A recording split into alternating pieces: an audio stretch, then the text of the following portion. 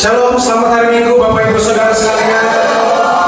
Puji Tuhan, hari ini kita bisa berkumpul kembali di tempat ini. Saya percaya bahwa Tuhan hadir di tempat ini, amin. Tuhan juga menyertai hidup kita sepanjang minggu ini. Kita mau kembali lagi beribadah di hari ini. Saya undang Bapak Yono untuk berdoa. Hari kita bersama berdoa.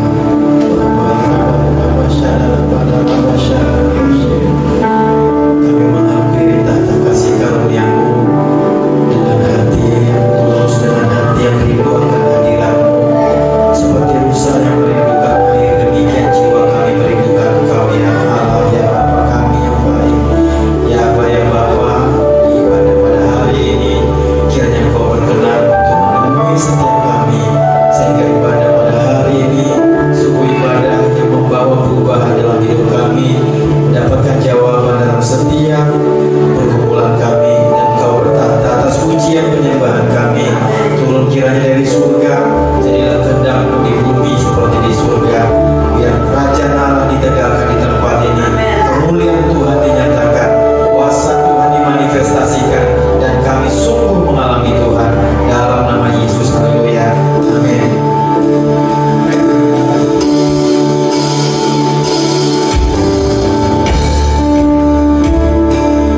Haleluya. Kita masuk ke dalam hadirat Tuhan, saudara-saudara. Kita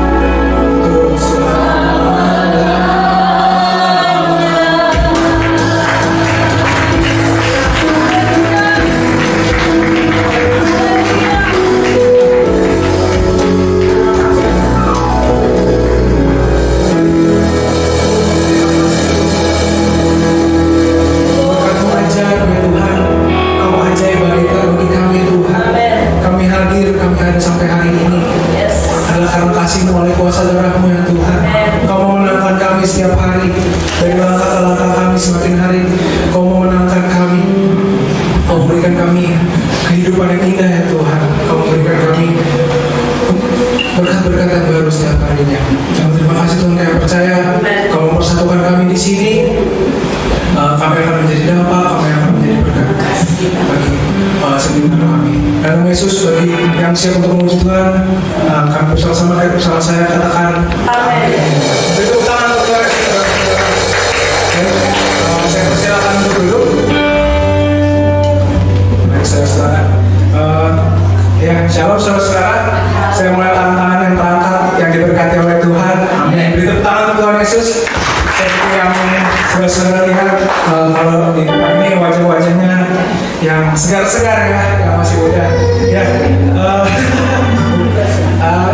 memang di minggu kelima diinstruksikan oleh Bapak Gembala dan Ibu Gembala bahwa generasi Yeremia yang melayani di setiap minggu kelima. Baik, kita naikkan pujian bagi Tuhan.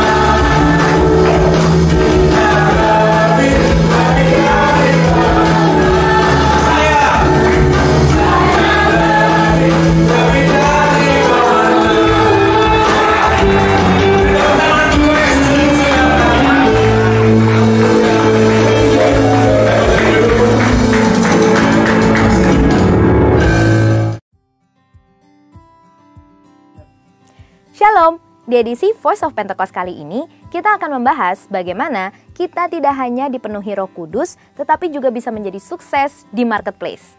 Tidak sedikit orang yang bertanya, kenapa banyak orang-orang agnostik atau ateis yang lebih sukses daripada anak-anak Tuhan? Padahal, bukankah harusnya anak-anak Tuhan yang dipenuhi Roh Kudus lebih berprestasi dan lebih hebat? Sebelum menjawab pertanyaan tersebut, kita harus mempunyai definisi sukses yang tepat secara alkitabiah terlebih dahulu, bahwa kesuksesan bukanlah diukur secara material ataupun ketenaran. Seseorang bisa saja mempunyai banyak harta, tetapi hidupnya tidak terjamin bahagia. Contohnya, beberapa sumber dari media memberitakan Bill Gates yang adalah pendiri Microsoft, tetapi setelah 27 tahun kehidupan pernikahannya berakhir dengan perceraian. Ada juga Jack Ma, pendiri Alibaba dengan kekayaan sebesar 52,1 miliar US dollar, mengatakan bahwa hidupnya lebih bahagia saat ia bekerja sebagai guru dengan penghasilan kurang dari 12 US dollar per bulan. Salah satu orang terkaya di dunia, Elon Musk, pun berharap dia bisa bebas dari insomnia. Dalam Markus 8 ayat 36-37 berkata, apa gunanya seseorang memperoleh seluruh dunia tetapi ia kehilangan nyawanya? Karena apakah yang dapat diberikannya sebagai ganti nyawanya? Jadi, jika kesuksesan kita tidak didasarkan oleh kebenaran firman, kita bisa saja sukses tetapi memiliki hidup yang hampa dan tidak bahagia. Jadi, kesuksesan sejati diukur dari bagaimana kita bisa menggunakan karunia dan bakat dari Tuhan dengan maksimal untuk kepentingan kerajaan Allah. Kalau saudara tahu, kisah Bunda Teresa selama lebih dari 47 tahun ia melayani orang miskin dan yatim piatu, serta menjalankan 610 misi di 123 negara. Beliau adalah seseorang yang sukses dan memberi dampak, tetapi tidak memiliki harta apapun. Maka dari itu, kita sebagai anak-anak Tuhan harus menemukan terlebih dahulu profesi yang sesuai dengan talenta yang diberikan oleh Tuhan dan secara maksimal menggunakan talenta tersebut. Ada 4 kemungkinan kenapa anak-anak Tuhan belum mencapai kesuksesan secara alkitabiah padahal diri mereka telah dipenuhi oleh Roh Kudus. Yang pertama adalah anggapan sempit bahwa Roh Kudus hanya mengurus hal-hal rohani. Padahal itu tidak sesuai dengan yang difirmankan Allah dalam kitab Keluaran 35 dan 39, di mana Roh Kudus memenuhi Bezalel dan Aholiab dengan keahlian dan hikmat untuk suatu pekerjaan khusus. Roh Kudus juga bisa memenuhi kita dengan keahlian dan hikmat untuk suatu pekerjaan khusus. Yang kedua, memiliki mentalitas yang salah, yaitu kemalasan dan kurang bekerja keras. Kita tidak boleh hanya bergantung pada doa, tetapi malas bekerja. Tuhan mengingatkan kita agar tidak terjebak dalam kemalasan seperti dalam Amsal 6 ayat 6. Hai pemalas, pergilah kepada semut, perhatikanlah lakunya dan jadilah bijak. Yang ketiga, anggapan keliru mengenai marketplace sebagai hal yang duniawi. Padahal, Tuhan bisa memakai orang-orang Kristen bukan hanya dalam gereja, tetapi menjadi dampak di marketplace. Dan yang keempat, pemahaman keliru mengenai kedatangan Tuhan yang kedua kali, sehingga hanya menanti secara pasif dengan meninggalkan hal-hal yang tidak berkaitan dengan rohani, sehingga mereka kehilangan daya saing. Padahal, di 2 Tesalonika 3 ayat 6-7, Paulus menegur orang yang lalai melakukan pekerjaannya. Maka dari itu, haruslah kita memiliki paradigma yang baru bahwa kesuksesan diukur dari bagaimana kita bisa menggunakan karunia dan talenta khusus yang diberikan Tuhan. Sehingga kita bisa menjadi dampak di marketplace dan nama Tuhan bisa dipermuliakan. Jadi, marilah kita rindu untuk terus dipenuhi Roh Kudus dan berlari pada tujuan panggilan surgawi. Saudara, untuk penjelasan lengkapnya dari tim teologi kami, silahkan klik link yang ada di atas atau scan QR Code yang tersedia. Tuhan Yesus memberkati.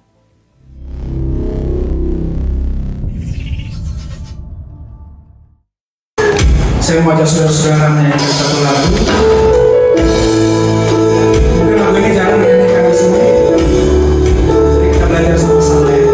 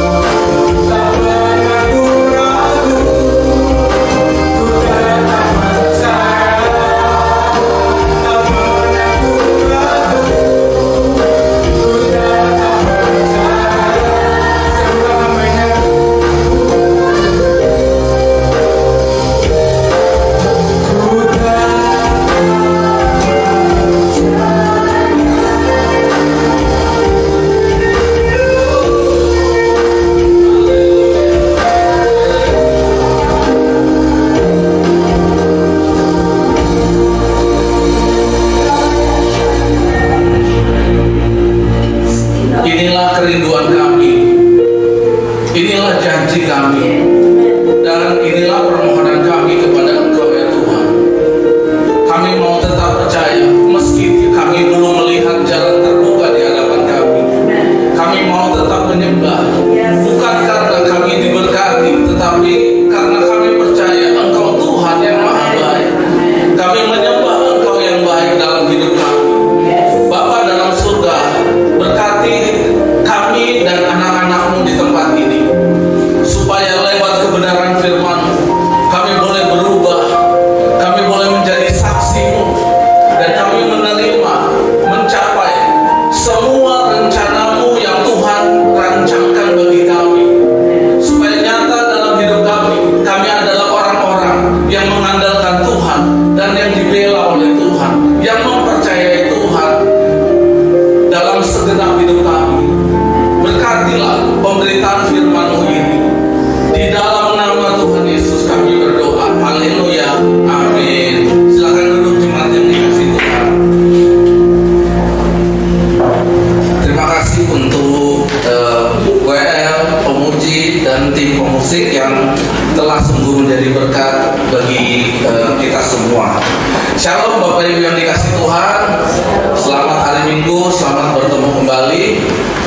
Hari ini saya akan membawakan satu firman Tuhan yang sangat berguna bagi kita yang berjuang untuk mempermuliakan Tuhan dalam hidup kita, walaupun banyak tantangan. Seperti tadi kata perkataan dalam lagu tadi, kami mau tetap percaya meskipun belum melihat jalan terbuka. Firman ini adalah firman yang menguatkan orang-orang yang ingin seperti itu. Kita akan berbicara tentang satu tema, yaitu tentang ketaatan. Oke? Nah, semua orang yang telah menerima Yesus sebagai Tuhan dan Juru Selamat wajib hidup dalam ketaatan. Oke? Supaya apa? Dengan ketaatan itu, maka kita menjadi berkat bagi orang lain. Amin. Jadi tujuan ketaatan bukan supaya kita selamat, tetapi tujuan ketaatan adalah supaya kita menjadi berkat, memberitakan keselamatan yang sudah kita miliki. Maka hidup kita menjadi berguna bagi orang-orang sekitar kita. Dan itulah terminologi tentang sukses. Seperti tadi dalam Voice of Pentecost. Sukses. Apa itu sukses? Firman Tuhan. Ini bukan khotbah yang mau saya sampaikan, ini pengantarnya. Firman Tuhan yang disampaikan oleh Yesus, khotbah pertama Yesus di hadapan masyarakat, itu tentang berbahagia. Bapak Ibu yang dikasihi Tuhan, menurut standar Alkitab, menurut yang saya yakini, sukses itu adalah berbahagia bagi orang Kristen. Jadi kalau saya Bapak Ibu ingin sukses, rumusannya cuma satu, jadilah berbahagia. Apa itu berbahagia? Makarioi. Makarioi itu artinya gini, mengembangkan semua talenta, semua kemampuan, semua berubah di hidup kita, supaya semua itu memberkati orang lain. Itu sukses. Saya bukan ini yang mau saya khotbahkan, saya hanya tadi tergelitik oleh Voice of Pentecost. Apa itu sukses bagi orang Kristen? Buat saya, terminologi sukses itu tunggal bagi orang Kristen, yaitu berbahagia.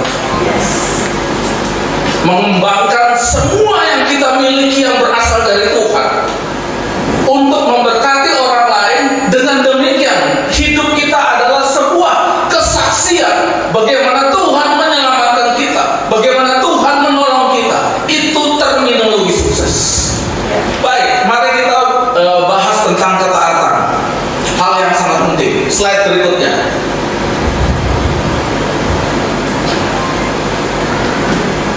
Bapak Ibu, ada problem di sini.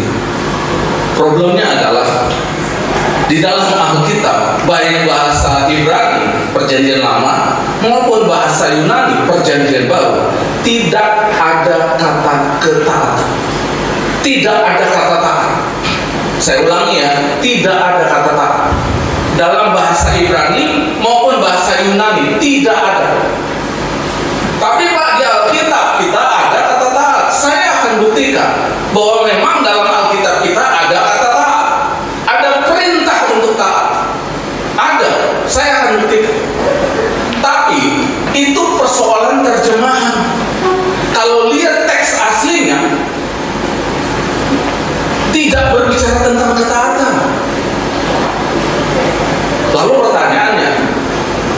Masih perlukah kita taat? Jangan buru-buru dijawab dulu ya. Nanti setelah akhir dari firman Tuhan ini, baru saya akan jawab. Kita perlu taat atau tidak? Problematikanya adalah tidak ada kata taat di Alkitab. Dalam bahasa Ibrani, dalam bahasa Yunani, tidak ada. Baik, mari kita ulas dengan sedikit lebih dalam. Oke?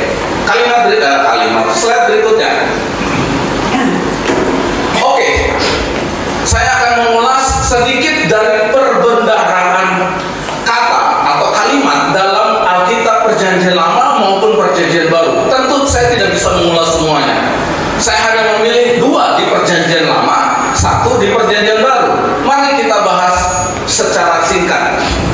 Amsal 13 ayat 13. Kita baca bersama-sama ya. Mudah-mudahan Bapak Ibu bisa melihat tulisan di depan. Baik, mari kita baca bersama-sama.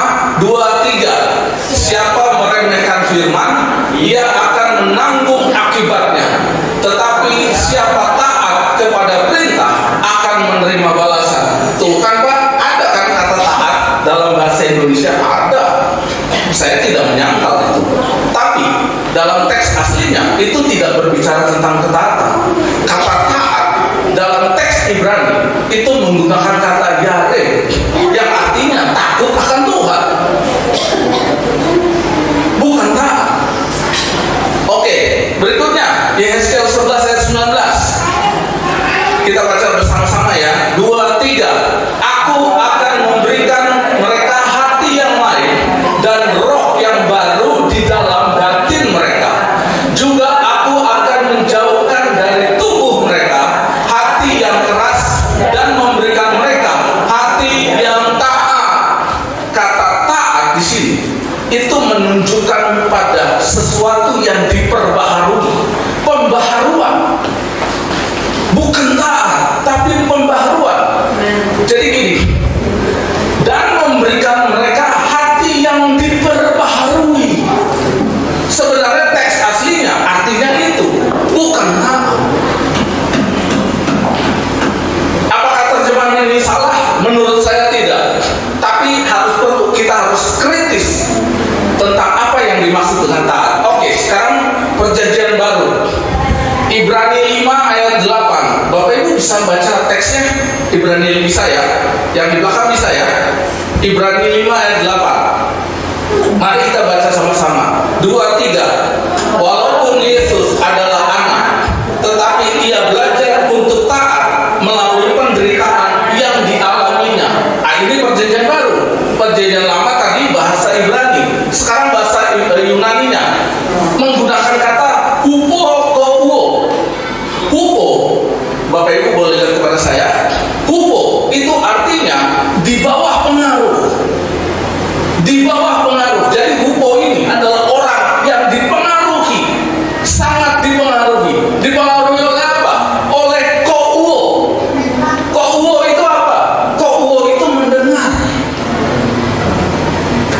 Dalam bahasa Ibraninya shema. Jadi kata taat itu artinya ini sebenarnya orang yang sangat dipengaruhi oleh apa yang dia dengar, bukan kata taat. Jadi apakah terjemahan taat itu salah? Tidak. Menurut saya tidak. Karena apa? Karena kata taat di sini oleh Lembaga Alkitab Indonesia bukan menerjemahkan kata dengan kata, bukan tekstual, tetapi menerjemahkan konteksnya.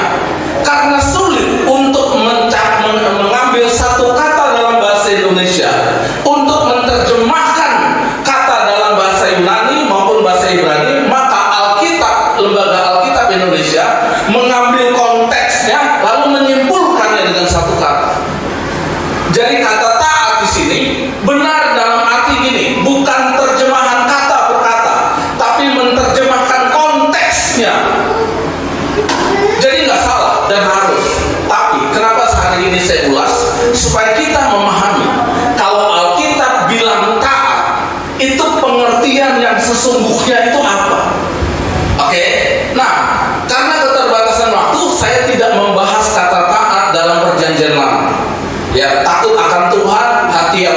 saya tidak bahas. Bukan karena nggak penting, karena waktunya nggak cukup. Jadi saya akan fokus pada kata taat yang dimaknai dalam perjanjian baru, yaitu apa? Hupokou, dipengaruhi oleh apa yang kita dengar. Jadi kalau saya dan saudara mendengar firman Tuhan dan hidup kita tidak terpengaruh, kita nggak taat namanya. Kita nggak taat. Jadi sumber ketaatan kita adalah firman yang disampaikan kepada kita, firman yang menghampiri kita. Amin. Itu arti kata amin dalam bahasa Ibrani. Amin itu artinya apa yang menghampiri saya itu adalah kebenaran dan saya setuju. Itu kata amin. Kata amin berasal dari kata aman, yaitu apa? Percaya. Kata aman berasal dari kata emunah, yang artinya iman. Hari ini kita akan bahas bagaimana orang yang mendengarkan firman Tuhan dikuasai dan berubah oleh karena pendengarannya itu. Slide berikutnya. Shema itu, saya persingkat aja ya, saya persingkat. Shema itu punya 3 komponen. Oke, bukan hanya mendengar, tapi to respon. Setelah dia mendengar, dia merespon. Apa itu responnya? Melakukan. Apakah sampai di situ? Belum. Itu belum shema. Shema itu artinya gini: mendengar, melakukan, dan bertanggung jawab atas apa yang dia dengar, bertanggung jawab atas apa yang dia lakukan. Jadi kalau hari ini saya dan saudara mendengar firman Tuhan, kita mendengarnya dengan sungguh-sungguh, kemudian kita melakukannya dan kita bertanggung jawab atas apa yang kita lakukan, baik kepada Tuhan maupun kepada sesama kita, baru kita di mata Tuhan kita memenuhi kualifikasi Shema. Ini filsafat Yahudi memang. Jadi kata Shema itu bukan datar. Itu sangat dalam dan penuh perjuangan. Itu bukan sekedar orang dengar. Kalau orang dengar doang, itu belum masuk ke telinga udah keluar lagi. Itu jauh dari Shema. Dengar, masuk, tapi ditolak dari dalam hati. Itu bukan Shema. Dengar, masuk dalam hati, tapi tidak melakukannya. Itu bukan Shema. Dengar, masuk dalam hati, melakukannya, tapi kemudian tidak melakukannya kembali, melakukan sekali-sekali. Itu bukan Shema. Shema itu begini: mendengar, masukkan dalam hati, melakukan, dan melakukannya terus. Itu baru kualifikasi Shema. Nah, untuk membahas hal ini, kita punya banyak pilihan. Kita mau bahas tokoh siapa? Mau tokoh Yosafat bisa, mau tokoh Yusuf bisa, mau tokoh perjanjian baru, para rasul bisa. Tapi hari ini saya memilih salah satu contoh saja karena nggak terlalu panjang, yaitu Abraham. Itu pun mungkin sampai jam 2, enggak sampai jam 2. Abraham. Nah, dari studi kasus hidup Abraham, kita akan pahami apa yang dinamakan Shema. Apa itu namanya mendengar. Supaya hidup kekristenan kita punya cermin. Hari ini cerminnya adalah kehidupan Abraham. Nanti Bapak Ibu bisa menggali kehidupan tokoh-tokoh Alkitab lain untuk mengerti Shema itu kayak apa sih sebenarnya. Dan itulah ketaatan. Oke? Mari kita buka slide berikutnya. Slide berikutnya. Udah bisa kan? Oke. Slide berikutnya kita akan bahas ayat ke ayat. Oh no. Jangan di. Oke. Kejadian 15 ayat yang pertama. Kita baca sama-sama ya. 2, 3. Kemudian datanglah firman Tuhan kepada Abram dalam suatu penglihatan. Janganlah takut Abram, akulah perisaimu, upahmu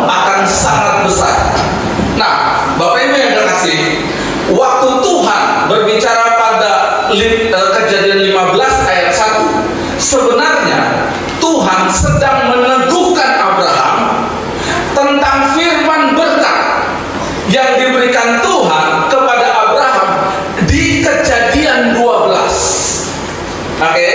Nah, apa isi Kejadian 12 yang tulisan huruf biru? Kamu akan menjadi bangsa yang besar. Kamu akan diberkati. Kamu akan termasyhur. Kata masyhur itu artinya menjadi panutan. Dan yang ketiga adalah kamu menjadi berkat. Jadi kamu bukan cuma diberkati, tapi kamu menjadi berkat bagi bangsa-bangsa lain. Nah, itulah Kejadian 12 ayat 1. Ayat 1 atau ayat 2. Pokoknya Kejadian 12 lah. Nanti Bapak Ibu bacanya di rumah. Itu Kejadian 12. Lalu kemudian Tuhan meneguhkan lagi di Kejadian 15 ayat 1. Amin. Pertanyaan saya, Tuhan baik nggak kepada Abraham? Dia kasih berkat, dia kasih janji berkat, kemudian dia meneguhkan Abraham. Baik nggak? Sangat baik. Bapak Ibu mau tahu apa reaksi Abraham terhadap janji berkat dan peneguhan janji berkat? Bapak Ibu mau tahu apa reaksinya? Ayat selanjutnya, slide berikutnya, Kejadian 15 ayat yang kedua. Mari kita baca sama-sama. 2, 3. Abraham menjawab, "Ya Tuhan Allah, apakah yang akan Engkau berikan kepadaku? Karena aku akan meninggal dengan tidak mempunyai anak, dan yang akan mewarisi rumahku ialah Eliezer orang Damsyik itu." Jadi waktu Abraham mendengar janji Tuhan dan peneguhan janji, Abraham malah komplain. Abraham malah tidak percaya. Apa yang membuat Abraham tidak percaya? Tidak mempunyai anak. Kalau kita baca bahasa Indonesianya, kata tidak mempunyai anak itu seolah-olah hanya tidak mendapatkan sesuatu. Tapi kalau kita lihat teks Ibraninya, itu jauh lebih prihatin dari sekedar tidak mendapatkan sesuatu. Karena kata tidak mempunyai anak itu menggunakan kata ariri, yang artinya terkutuk atau tidak berhasil. Itu ada dalam Yeremia 22 ayat 30. Nanti Bapak Ibu boleh baca saja. Nah, itu mengacu pada Ulangan 28 ayat 4. Apa itu? Perkataan Musa. Waktu Musa di Gunung Sinai, Musa itu memberkati orang Israel. Diberkatilah kandunganmu, bla bla bla bla bla, maka engkau akan memiliki keturunan demi keturunan. Dan itu gambaran dari berkat Tuhan pada Adam dan Hawa di Taman Eden. Beranak cuculah. Jadi orang yang tidak beranak cucu pada zaman itu berarti tidak menggenapi dua nabi, yaitu apa? Nabi Musa dan Nabi Adam. Yang mana berkat kepada Nabi Adam itu perkataan Tuhan langsung. Itu sebabnya mereka mengatakan begini, mereka berprinsip gini, kalau tidak punya anak berarti tidak menggenapi janji Tuhan, janji Elohim, maka itu berarti kamu dikutuk. Dan itu diteguhkan dalam Yeremia 22:30. Itu sebabnya Abraham dia mengatakan begini, aku nggak punya keturunan, aku dikutuk. Buat apa Tuhan kasih janji? Buat apa Tuhan kasih peneguhan? Buat apa kalau aku ada dalam kutuk? Wow. Bapak Ibu, kalau Bapak Ibu jadi Tuhan Allah atau Tuhan Yesus, kira-kira seperti apa ya? Udah kasih janji, kasih peneguhan, nggak dipercaya, makan ngomel, bahkan marah-marah. Kalau kita jadi Tuhan, kita jadi apa? Kita melakukan apa? Tuhan itu luar biasa. Apa reaksi Tuhan? Kejadian 15 ayat 5. Slide berikutnya. Oke. Mari kita baca sama-sama. 2, 3. Lalu Tuhan membawa Abraham keluar serta berfirman,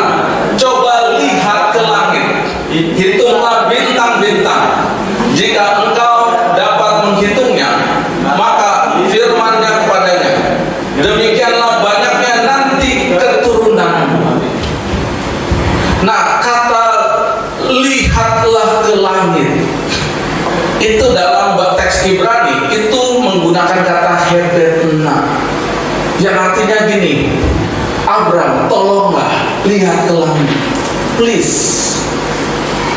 Santun banget, santun sekali.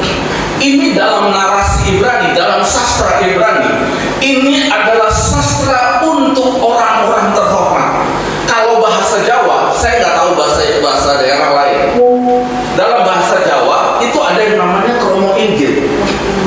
Perkataan yang hanya dipakai oleh orang-orang terhormat kepada orang-orang terhormat, orang tua kepada orang tua.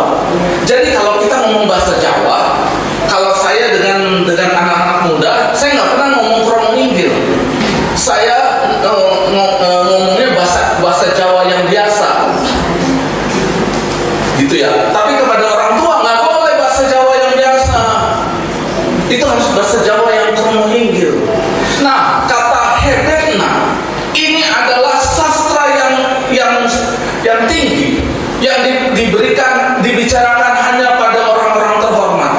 Bapak Ibu bayangin, Abram itu nggak percaya omongan Tuhan. Abram itu ngomel kepada Tuhan, dia mengeluh kepada Tuhan. Tapi respon Tuhan adalah Tuhan sangat santun kepada Abram.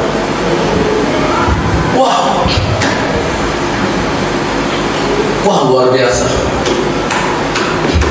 Ini adalah sesuatu yang persuasif. Tuhan tuh kira-kira mau ngomong gini, anakku, kamu salah mengerti aku.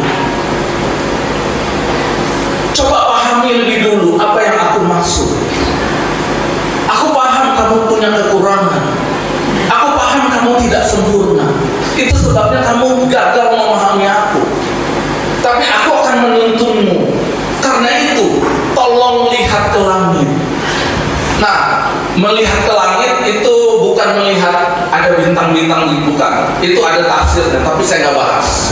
Karena kalau saya bahas, terlalu dalam, terlalu panjang, terlalu luas. Oke? Shepherd. Ya. Jadi, saya nggak bahas itu.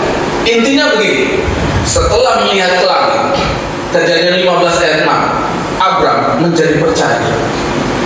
Dan Tuhan memperhitungkan itu sebagai kebenaran. Yang saya mau bilang begini, rangkaiannya, Tuhan kasih janji, Tuhan kasih peneguhan. Abram salah paham karena nggak ngerti, ngomel marah-marah.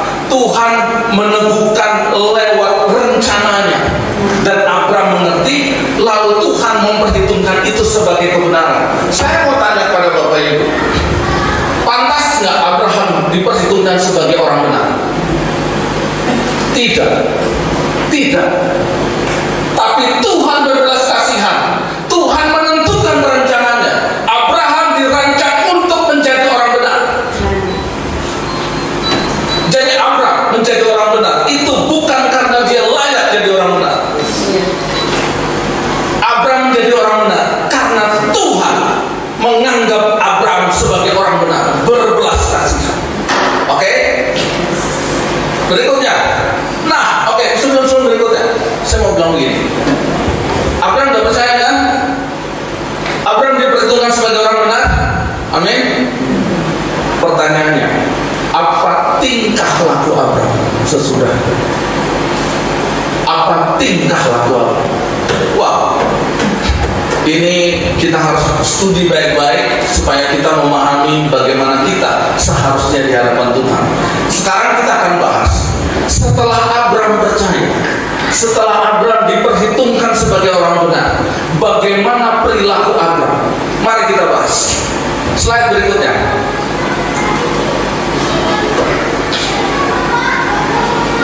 Oke, Kejadian 18. Ini begini, Bapak Ibu boleh lihat kepada saya dulu. Oke. Abraham itu punya saudara, ya, oke, namanya Lot, sepupu, oke. Lalu dia Lot ini kemudian tinggal di Sodom dan Gomora, oke, tinggal di Sodom dan Gomora. Lalu kemudian di Sodom dan Gomora terjadi kejahatan, oke. Lalu Abraham dikunjungi oleh tiga pribadi. Dalam berbagai tafsir, termasuk saya mempercayai 3 pribadi itu adalah gambaran dari Allah Bapa, Allah Putra, dan Allah Roh Kudus. Epifania. Oke. Nah, karena itu kemudian 3 pribadi itu salah satunya mengatakan begini, saya akan melihat apa yang terjadi di Sodom dan Gomora. Kalau mereka benar menista namaku, hidup tercela, aku akan memusnahkan mereka. Nah, konteks itu yang terjadi pada dialog ini. Ya, kita baca Kejadian 18 ayat 26. 2-3. Tuhan berfirman, jika aku dapati 50 orang benar dalam kota Sodom, aku akan mengampuni seluruh tempat itu karena mereka.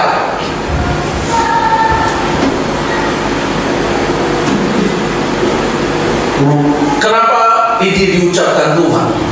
Karena Abram sangat marah kepada Tuhan. Slide berikutnya. Oh oke, sorry, sebelum slide sebelumnya.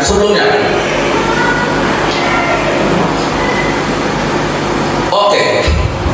Kejadian 18 ayat 25. Oke, kita baca. Ini seharusnya yang kita baca sebelumnya. Oke. Bapak Ibu lihat kepada saya, Tuhan bermaksud melihat Sodom dan Gomora dan menghancur keburukannya, betul ya? Sedangkan di situ ada Lot dan keluarganya, betul ya? Lalu apa reaksi Abram? Kita baca sama-sama. 2-3. Jauhlah kiranya daripadamu untuk berbuat demikian, membunuh orang benar bersama-sama dengan orang fasik, sehingga orang benar itu seolah-olah sama dengan orang fasik. Jauhlah kiranya yang demikian daripadamu, masakan hakim segenap bumi tidak menghukum dengan adil. Bapak Ibu boleh lihat kepada saya dulu. Kalau kita baca teks bahasa Indonesia, ini kayak data. Oke, kayak data aja. Tapi sebenarnya kalau kita memahami teks aslinya, ini sangat luar biasa keji. Reaksi Abraham yang telah percaya pada berkat Tuhan, reaksi Abraham yang telah dipulihkan keyakinannya kepada Tuhan, reaksi Abraham adalah memaki-maki Tuhan, bertindak keji terhadap Tuhan. Apa buktinya? Begini, kata jauhlah kiranya itu bahasa Indonesia. Lembaga Alkitab Indonesia tahu persis apa teks aslinya, tapi demi kepentingan umum, Lembaga Alkitab Indonesia menerjemahkannya dengan sangat sopan, yaitu apa? Jauhlah kiranya. Maksudnya mau bilang begini, itu bukan elu banget, itu sopan banget. Bapak Ibu tahu nggak kata teks aslinya dalam bahasa Ibrani? Halilah leha. Itu sebuah makian kepada Tuhan, sebuah makian. Artinya ini, Bapak Ibu boleh lihat kepada saya, Abram itu ngomong begini kepada Tuhan, engkau jangan menajiskan atau mengotorkan kesucianmu. Wah, sangat kurang ajar perkataan itu. Abram tuh bilang begitu kepada Allah, engkau jangan menajiskan kekudusanmu Allah. Abram mengajarin tentang bagaimana Allah harus kudus. Kurang ajar sekali. Abram orang yang telah dibenarkan, telah dipulihkan kepercayaannya, maki-maki Tuhan. Bahkan ini maki-maki yang kedua yang lebih kejam dari yang pertama. Kalau baca teks Indonesianya seperti nggak ada apa-apa, tapi waktu baca teks Ibraninya, wah, saya aja kaget. Saya berani banget nih orang beriman maki-maki Tuhan, ngajarin Tuhan tentang kekudusan. Kamu jangan mengotori kekudusanmu Allah. Halilah leha. Berhenti sampai di situ kekurangan ajaran Abraham? Tidak. Dilanjutkan dengan 2 kalimat. Tiga. Dilanjutkan dengan 3 kalimat. 3 kalimat itu gini: membunuh orang benar sama dengan membunuh orang fasik. Bapak Ibu boleh lihat kepada saya, Abram tuh bilang begini kepada Tuhan Allah, katanya maha benar,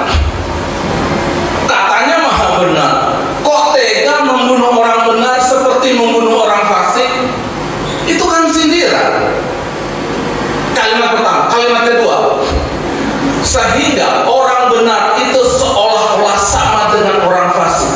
Abraham tuh ngomong gini kepada Tuhan, kepada Allah, katanya maha tahu, kok nggak bisa bedain orang fasik sama orang benar? Itu kan sindiran, itu penghinaan kepada Allah. Yang ketiga, masakan hakim segenap bumi tidak menghukum dengan adil? Katanya maha adil, kok hukumannya nggak adil?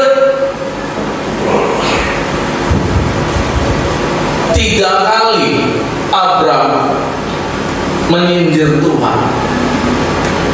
2 kali Abraham memaki-maki Allah. Dalam budaya Ibrani, kalau orang ngomong satu hal yang sama 1 kali itu biasa. Pak Gembala makan yuk, itu biasa. Tapi kalau 2 kali itu berarti serius. Saya udah ngomong gitu, 10 menit kemudian saya ngomong lagi, Pak Gembala ada tempat makan enak, yuk makan yuk, itu berarti saya serius. Udah 2 kali. Tapi kalau 3 kali itu extremely serius. Pak Gembala, ayo ke sana, saya ada kendaraan, saya jemput, saya antar, saya yang terakhir. Setuju? Berarti extremely serius. Jadi waktu Abraham memaki-maki Tuhan, itu bukan tanpa kesadaran, itu bukan lagi panik, terus marah-marah gitu ya. Bukan. Abraham memaki-maki Allah dengan kesadaran yang penuh.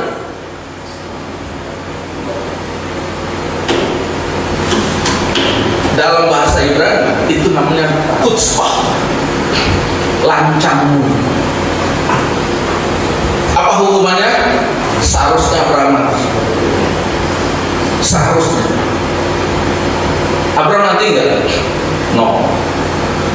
Lihat ya, Tuhan yang santun luar biasa, penuh kasih. Dan ini kasus orang beriman loh. Oh sorry, salah saya. Ini kasus bapak orang beriman.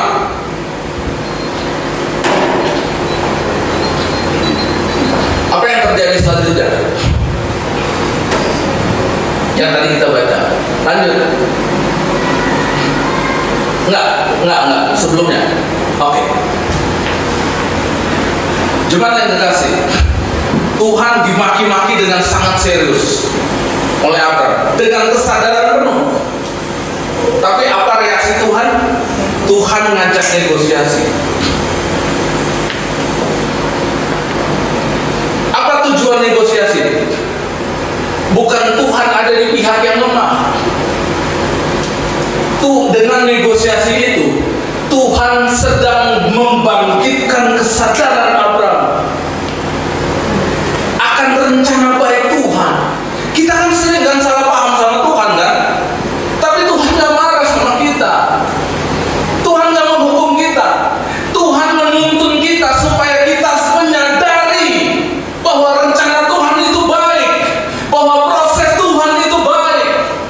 Kita memang belum melihat jalan terbuka, tapi Tuhan sedang membangkitkan kesadaran kita bahwa kamu yang belum melihat jalan Tuhan, tapi aku sudah menyediakannya. Kamu aja yang belum ngerti. Maka Tuhan ngajak Abraham bernegosiasi. Negosiasinya tuh gini. Kalau ada 50 orang, aku nggak akan menghukum. Abraham sadar. Oh iya, jangan-jangan 50 nggak ada. Udah deh 45. Tuhan bilang begini, kalau ada 45, aku nggak akan menghukum. Abraham mikir lagi, bangkit kesadaran. Oh iya ya, belum tentu juga 45. Udah 40 aja deh. Terus nego sampai 10. Dan Tuhan berhenti. Apakah Abraham benar dalam negosiasi ini? Oh tidak, terbukti nanti Abraham salah. Tapi kenapa Tuhan diam? Tuhan mau bilang begini, dalam kekurangan aku akan memberkati engkau dengan fakta, supaya engkau menyadari siapa aku di hadapanmu dan siapa kamu di hadapanmu. Ini tambahan di luar inti khotbahnya. orang Tuhan berhenti. Oke, itu sebabnya di kemudian hari dalam tradisi orang Yahudi, tradisi ibadah, satu ibadah boleh berlangsung, boleh berjalan kalau orangnya terkumpul 10, gak boleh kurang dari 10. Itu minyan namanya, bahasa Ibrani-nya. Itu syarat dari sebuah ibadah. 10 dalam perjanjian lama. Lalu perjanjian baru berapa? 2-3 orang. Oke, jadi minyan perjanjian baru, minyan dari gereja Tuhan, syarat quorum ibadah Kristen adalah 2-3 orang. Itu dari di mana? Di Matius 18 ayat 20. Pertanyaannya, ini di luar khotbah ini ya, di luar khotbah ini. Pertanyaannya, emang kalau cuma 1 orang gak boleh beribadah? Kenapa ada angka 10? Kenapa ada angka 2-3? Tuhan gak butuh jumlah sebenarnya. Ada makna di balik itu yang Tuhan mau sampaikan pesannya tentang ibadah. Bapak Ibu tangkap maknanya. Gini, kenapa 10? 10 adalah orang-orang yang telah diselamatkan Tuhan. Hanya orang yang diselamatkan Tuhan yang boleh beribadah kepada Tuhan. Itu versi perjanjian lama. Versi perjanjian baru sama, 2-3 orang. Yaitu apa? Orang yang telah dipanggil keluar dari kegelapan. Eklesia. Kaleo. Itu keluar, kaleo itu dipanggil. Dari kata kaleo muncul bahasa Inggris calling. Jadi apa syarat satu ibadah? Orang yang telah ditebus oleh Kristus. Itu pesannya. Itu ibadah yang berkenan. Bukan soal 10, bukan soal 2. Itu cuma makna dari satu jumlah. Di balik jumlah ada pemahaman Ibrani-nya, yaitu apa? Orang yang ditebus Tuhan. Oke, pesan sponsor selesai, kita kembali ke topik. Lanjut. Betulkah 10 orang yang selamat? Ayat selanjutnya, teks halaman berikutnya. Oke, ya ini cuman ini adalah informasi bahwa kenapa Tuhan itu tidak marah tapi mengajak bernegosiasi. Itu ada dalam Yesaya 1 ayat 18. Marilah, baiklah kita berperkara. Itu artinya Tuhan mengajak kita bernegosiasi. Tuhan membangkitkan kesadaran kita, gitu ya. Dan Tuhan membangkitkan kesadaran kita melalui kata apa? Mendengar. Makanya kalimat syahadatnya orang Yahudi itu diawali dengan kata Shema. Kalimat syahadatnya orang Yahudi itu ada 3. Shema Israel, dengarlah Israel. Adonai Eloheinu, Tuhan itu Esa. Adonai Echad, Tuhan itu Esa. Kalimat syahadat orang Yahudi diawali dengan Shema. Oke, ini cuma tambahan. Oke, lanjut.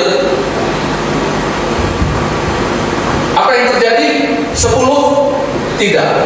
Kejadian 19 ayat 23 ditulis begini, hanya 1 orang yang selamat. Loh, kok cuma 1? Karena ini budaya Yahudi yang dihitung tuh laki-lakinya, tidak termasuk pria dan anak-anak. Ya kan? Waktu Yesus kasih makan roti dan ikan, kan yang dihitung pria dewasa. Itu budaya Yahudi. Gitu. Tapi sebenarnya yang selamat itu bukan cuma 1. Yang selamat itu berapa? 3. Loh, kan orangnya ada 4.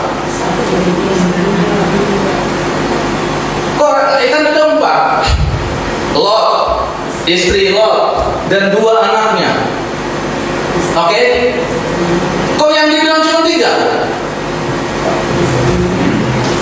Karena Lot tidak termasuk, istri Lot tidak termasuk orang yang selamat. Kenapa? Dikutuk jadi patung. Itu sebabnya mengapa Yesus mengutip 2-3 orang. Itu mengacu kepada orang yang selamat dalam pelarian di Sodom dan Gomora. Yang Matius 18 ayat 10 tadi. Kenapa Yesus mengucapkan 2-3 orang? Itu mengutip, merujuk pada itu, bahwa yang selamat itu 3 orang. Yaitu apa? Lot, dan 2 anaknya. Itu budaya Yahudi. Gitu loh Bapak Ibu. Setelah melihat ini, Abraham bangkit kesadarannya. Sehingga Abraham sejak saat itu Abraham menjadi pribadi yang suka mendengar. Dia tidak lagi jadi pribadi yang memberontak. Saya mau kasih pesan satu, makanya saya turuni. Tidak akan pernah rugi mendengarkan firman Tuhan. Tidak akan pernah rugi. Tidak akan pernah rugi. Itu bukan sekedar kata-kata, itu kuasa. Oke, slide berikutnya. Nah, ini perjalanannya. Dan saya akan tutup firman Tuhan ini. Kejadian 12 ayat 1, Abraham menerima janji Tuhan. Kejadian 15 ayat 1, Abraham menerima janji Tuhan yang kedua, penggenapan. 15 ayat 2, Abraham meragukan Tuhan. Ayat 15 sampai 6, Abraham percaya. Kejadian 18 ayat 25, Abraham menista memaki Tuhan dengan sangat luar biasa. Kejadian 18 ayat 26, Tuhan bernegosiasi. Kejadian 19 ayat 23, Abraham menyadari kesalahannya. Bapak Ibu boleh lihat kepada saya. Setelah kejadian 19 ayat 23, Abraham berubah total. Abraham berubah total. Apa bukti Abraham berubah total? Apa buktinya? Buktinya ini. Di Kejadian 22 ayat 1, setiap kali Tuhan berbicara, Abraham meresponnya dengan ini, Hineni. Bapak Ibu, periksa Alkitab Bapak Ibu, cuman ada di Kejadian 22, Abraham itu berkata kepada Tuhan, ini aku. Itu kalimat bahasa Indonesia yang tidak terlalu dalam maknanya. Tapi kalau Bapak Ibu belajar teks Ibraninya, itu Hineni, itu arti gini, aku siap. Aku siap. Siap apa? Siap mendengar, siap melakukan, dan siap bertanggung jawab. Apa buktinya? Buktinya ini, Abraham. Waktu itu namanya sudah Abraham. Oke, Abraham mempersembahkan Ishak. Wow. Nah, waktu Abraham mempersembahkan Ishak, siap mempersembahkan Ishak, itu yang dikutip oleh Lembaga Alkitab Indonesia dengan kata taat. Jadi Lembaga Alkitab Indonesia menerjemahkan Shema dengan taat. Itu bukan kata per kata, tapi konteksnya. Abraham menjadi pribadi yang bukan hanya mendengar, melakukan, dan bertanggung jawab. Firman Tuhan selesai sebenarnya. Dan saya sangat diberkati dengan peristiwa Abraham ini. Bahwa orang yang taat adalah orang yang mendengarkan, melakukan, dan bertanggung jawab. Semua itu lahir dari kesadaran tentang betapa baiknya Tuhan dalam hidup kita. Itulah ketaatan kita. Mendengar, melakukan, dan bertanggung jawab. Karena kita percaya Tuhan itu baik. Tuhan memberkati. Mari kita berdoa. Bapa di dalam surga, terima kasih. Tuhan, tolonglah kami. Bantulah kami, urapi kami, hampiri kami, dan beri kami kekuatan. Beri kami pemahaman, beri kami pengertian. Supaya kami seperti Abraham yang berubah. Abraham yang memahami rencana Tuhan dan berkata, ini aku siap.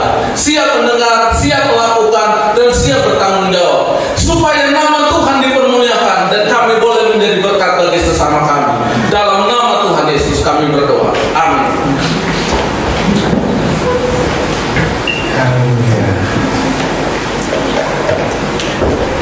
Saudara diberkati, amin. Puji Tuhan. Berikutnya kita akan memberikan persembahyan. Saudara bisa dikatakan persembahyan.